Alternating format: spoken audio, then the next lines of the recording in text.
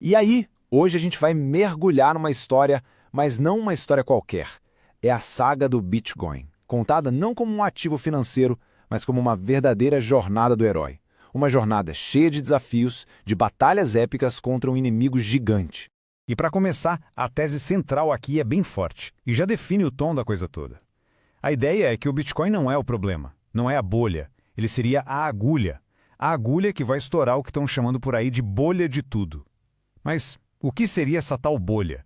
Bom, esse seria o grande vilão da nossa história. Um sistema financeiro que, segundo essa análise, está totalmente inflado. Juros negativos, governos imprimindo trilhões para comprar ativos e, com isso, mantendo vivas empresas que já deveriam ter quebrado. As famosas empresas zumbi. É um cenário que parece forte por fora, mas que por dentro seria extremamente frágil. É claro que toda grande jornada tem seus críticos, né? E aqui não é qualquer um. Robert Shiller, um cara que ganhou o Prêmio Nobel de Economia, bate o martelo e diz o contrário, que o maior exemplo de bolha hoje é o próprio Bitcoin. Essa é a visão tradicional, o grande desafio que essa narrativa do Bitcoin como herói precisa enfrentar. Então, como essa história responde a uma acusação desse peso? A resposta, segundo essa visão, está na própria trajetória dele.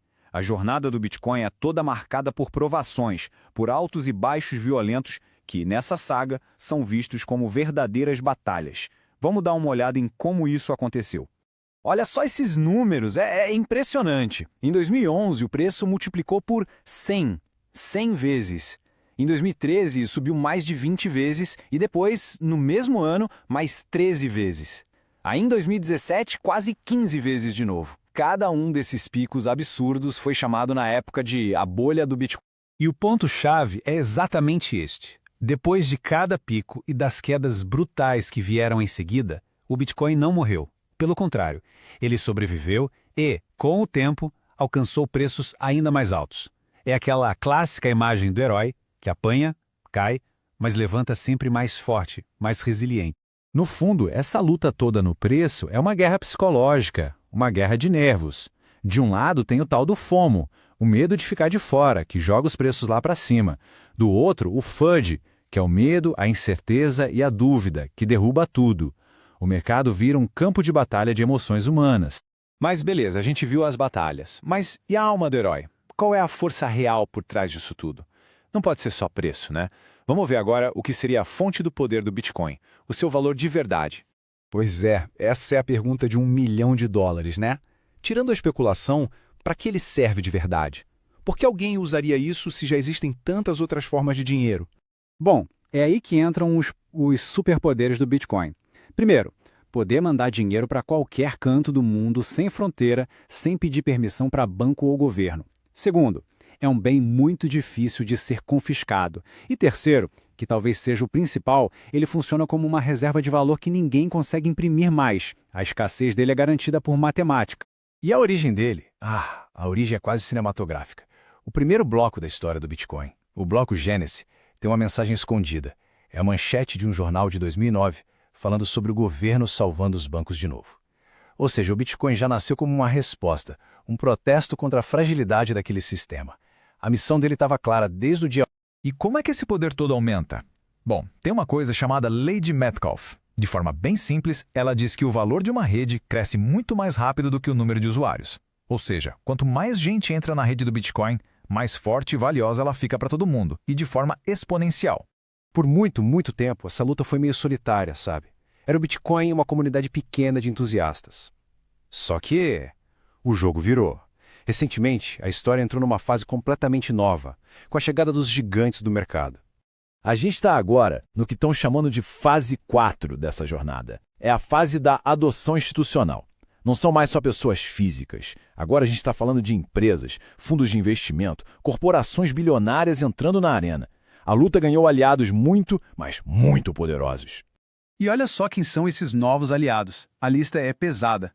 MicroStrategy, Tesla, Square, Mercado Livre, gigantes do pagamento como PayPal e Visa, e até os pilares de Wall Street como Goldman Sachs e JP Morgan, que por anos criticaram o Bitcoin e hoje estão dentro do jogo. Mas talvez a chegada mais impactante de todas seja a da BlackRock. Pensa bem, quando a maior gestora de ativos do planeta, que cuida de trilhões de dólares, decide se expor ao Bitcoin, Isso não é só uma notícia, é um terremoto. É um sinal de que a percepção do que é risco e do que é valor está mudando de forma radical. Ok? Com reforços desse calibre, a história caminha pro seu grande final, o confronto decisivo. Um conceito que na comunidade é conhecido como hiperbitcoinização. Mas que raios é hiperbitcoinização? Pensa assim, é o momento em que o jogo vira completamente. É quando o Bitcoin para de ser medido em dólar ou em real, porque as pessoas simplesmente preferem ter o Bitcoin. Ninguém mais quer trocar um ativo escasso por moedas que perdem valor com o tempo. Seria a vitória final na jornada. E num cenário desses, bom, os resultados seriam bem diferentes para cada grupo de pessoas.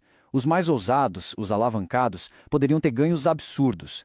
Os holders, que só guardaram, também teriam um aumento gigante com menos risco. Já quem ficou só com o patrimônio em moedas comuns, os diluídos, poderia ver o poder de compra virar pó. E quem tinha bens reais, tipo imóveis, pegaria uma carona nessa valorização toda. Mas a gente ainda não chegou lá. A jornada tem desafios finais, que se apoiam em duas coisas: escassez e convicção. Uma convicção de ferro.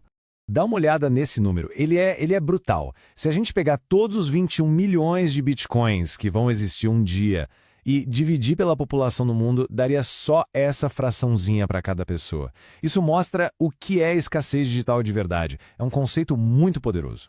E a tal da convicção? A prova de fogo foi em 2018, quando o preço desabou de quase $20 mil para 3.500, uma queda de quase 85%. Mais de 86% das pessoas que tinham Bitcoin não venderam, seguraram firme. Essa é a tal minoria intransigente, um grupo que acredita no fundamento, não no preço do dia. E, no fim das contas, essa saga toda deixa uma pergunta no ar. Num futuro em que a escassez digital talvez seja um dos bens mais valiosos que existem, de que lado da história cada um vai estar? É algo para se pensar. Uma coisa é certa, essa jornada está muito longe de acabar. A história continua sendo escrita bem na nossa frente. Obrigado por acompanhar esta análise e a gente se vê na próxima.